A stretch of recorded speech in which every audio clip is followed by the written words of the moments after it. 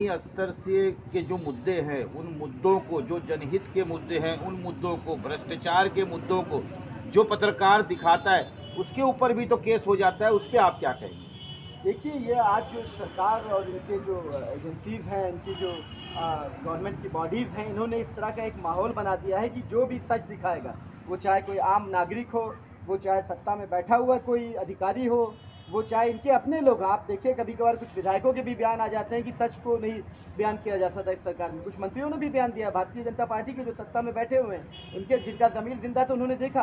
तो जो लोग ईमानदारी और सच्चाई की बात करेंगे, उनको ये सरकार अपनी दमन से, अपनी दमनकारी नीतियों से उन्हें क्रश करने की कोशिश करेगी। पर आप ये जान लीजिए, ये लोग जो आज सच की बात कर रहे हैं, ये देश के सच्चे नागरिक हैं।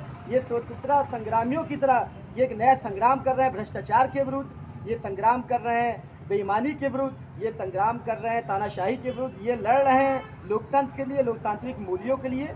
और ये मैं समझता हूँ कि ये फिर से फ्रीडम फाइटर हैं मौजूदा दौर के, और इन्हें झेलना पड़ेगा। पर क्रांति बिना कुर्बानियों की नहीं आती। इसलिए जो भी लोग सच्चाई और ईमानदारी लाना चाहते हैं, लोकतांत्रिक मूल्यों को मजबूत कराना चाहते हैं, इस देश की पुरानी जो तारीख रही है, इसका जो इतिहास रहा है, उसे कायम रखना चाहते हैं, तो हमें हर तरह की कुर्बानियों के लिए तैयार होना पड़ेगा। उसमें पत्रकार भी शामिल है और आम नागरिक भी शामिल है। एक आखिरी सवाल आपसे कि जिस तरीके से मतीउद्दीन साहब बैठे हैं और महाप्रधानी का इलेक्शन हुआ, जिसमें उनको 1600 वोट मिले, ये कोर्ट की तरफ चले गए, वहाँ से फिर रिकाउंटिंग का आदेश आया और फिर उसके बाद पता चलता है कि वो 1600 वोट जो है वो 5000 वोट में तब्दील हो जाते हैं और इन्हीं के गांव की जो पेटी रहती है वोट की, सिर्फ उसी को चूहा खा जाता है। ऐसा क्यों? देखिए, आपने खुद कह दिया ना कि ये खुद एक बहुत बड़ा संदेहास्पद वाक़या है कि 25 बूथ पे रिकाउंटिंग हुई थी। हम लोगों को यकीन था, हमारे प्रत्याशी को यकीन था कि वो जीत रहे हैं, और जब 24 बूथ की रिकाउंटिंग हुई तो लगभग 2500 की इन्होंने लीड ली। तो ये सिस्टम ने क्योंकि उनको हरवाया था, जो सत्ता में लोग बैठे हुए हैं, उनका अपने प्रत्याशी थे, उनके समर्थित, उनको हरवाया गया था। हम लोगों ने, मैं मुबारकबाद देता हूँ मतीउद्दीन साहब को, अपनी जौनपुर यूनिट के तमाम जाबाज साथियों को। इन लोगों ने बड़ी ईमानदारी से, साबित कदमी से और धैर्य रखते हुए बड़ी शालीनता से इस लड़ाई को लड़ा, सिस्टम से लड़ा, कोर्ट में लड़ा। और उसके बाद रिकाउंटिंग हुई। आपने देखा 25 बूथ में से 24 बूथ की काउंटिंग हुई, वहाँ लीड किए। हम तमाम लोग यहाँ बैठे हैं, पार्टी के तमाम पदाधिकारी सब लोग वहाँ मौके पे मौजूद रहे। 25वां बूथ जो उनके गांव का पारा कमाल का बूथ था, ये कमाल की बात है कि पारा कमाल के साथ फिर कमाल हो गया। पारा कमाल बूथ के ही तमाम जो बैलेट पेपर थे उसको चूहा या दीमक जिसने भी खा गए। तो हम लोगों ने वहाँ पे लड़ाई लड़ी और हमारे उसके बाद ये तय हुआ कि भाई कोर्ट में रिपोर्ट देंगे। उस दिन ये एक चीज़ क्लियर हो गई स्पष्ट पे कि वार्ड नंबर 8 जौनपुर से कोई भी महाप्रधान मौजूदा वक्त में नहीं है, कोई जिला पंचायत सदस्य नहीं है, सीट रिक्त कर दी गई है। उसके बाद कोर्ट जैसा ऑर्डर करेगी, हम मजीद कोर्ट में इस लड़ाई को लेकर जा रहे हैं। सरकार के जवाब के बाद हम लोग इस पर आगे लड़ेंगे। हमारी कोशिश होगी दोबारा रीपोलिंग हो वहाँ पर, और मतीउद्दीन साहब बड़ी मार्जिन से इंशाल्लाह जीत कर आएंगे, और ये भारत की तारीख में, उत्तर प्रदेश की तारीख में और जौनपुर की तारीख में एक नया इतिहास रचेंगे। मुझे इस बात का यकीन है, और जौनपुर की आवाम की दुआएं और उनका सपोर्ट सब हमारे साथ है।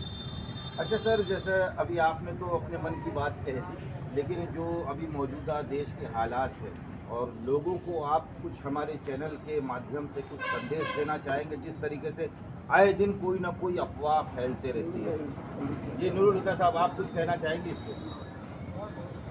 देखिए, इस देश की लोकतंत्र को जो है कहीं ना कहीं आरएसएस और बीजेपी की जो मंशा है कि मनुवाद लागू करना चाहते हैं, और वे खुले तौर पे कहते भी हैं, मुझे कहने में कोई गुरेज भी नहीं है। इस आज़ादी के बाद जहाँ 74वां ये अमृत महोत्सव मनाने की बात करते हैं, आखिर देश की कौन सी ऐसी मजबूरी थी जो मौजूदा 4 जजों को आकर के पीसी करना पड़ा। जितनी एजेंसियां हैं, ये सरकार के इशारे पे जो भी विपक्ष में लड़ाई लड़ रहा है, उनको टारगेट करके ईडी उनके पीछे लगा करके उनको प्रताड़ित किया जा रहा है, उनको जेल के सलाखों में डाला जा रहा है। सरकार का काम ये नहीं है। सरकार का काम है अंतिम नागरिक तक मूलभूत सुविधाओं को पहुंचाना, शिक्षा, स्वास्थ्य को मुहैया कराना। सरकार का काम है यूनिवर्सिटी बनाना, अस्पताल बनाना। सरकार का काम मंदिर बनाना नहीं है। मंदिर और मस्जिद के नाम पे देश की जनता को लड़ाना नहीं है। तो जो ये दौर चल रहा है, कहीं न कहीं इस देश को, लोकतंत्र को खतरा है, देश के संविधान को खतरा है।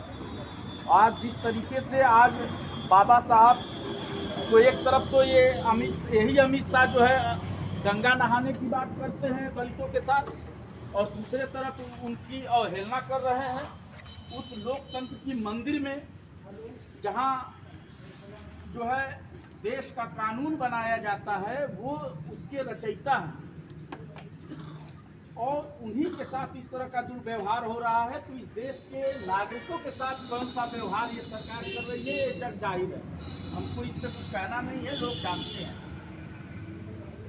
ये धन्यवाद। तो जैसा आपने सुना, हमारे साथ में राष्ट्रीय उलमा कौंसिल के राष्ट्रीय प्रवक्ता तलहार इरशादी साहब भी थे और नीतू हुदा साहब भी थे। इन्होंने अपने मन की बात कही और सत्य बात कही, जो आज के हालात है उस हालात के ऊपर कही। कैमरामैन अब्दुल रहीम के साथ मैं जाबिल शेख, प्रहारी, मुंबई।